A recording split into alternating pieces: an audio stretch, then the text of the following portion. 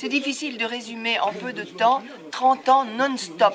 Donc oui, j'étais une pionnière dans ce sens où rien n'avait été entrepris pour la recherche en ophtalmologie concernant les dégénérescences rétiniennes.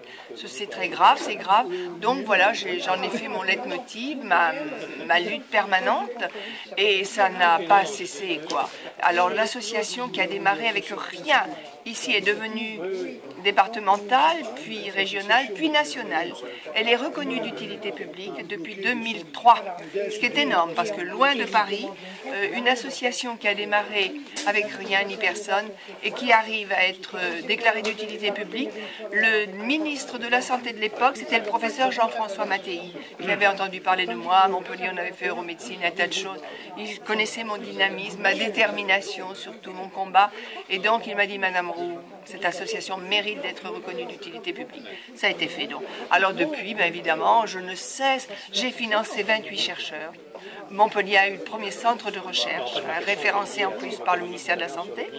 Par mes actions, je l'ai dit tout à l'heure, j'ai financé 28 chercheurs, quelques-uns pendant 4 ans, du premier boursier jusqu'au doctorat, post-doctorat ou doctorat.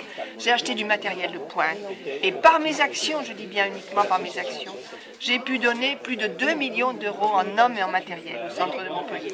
Premier OCT3 à l'hôpital, première banque d'ADN, première caméra rétinienne, il n'y en a que 10 au monde. J'ai acheté la 10e il y a 2 ans.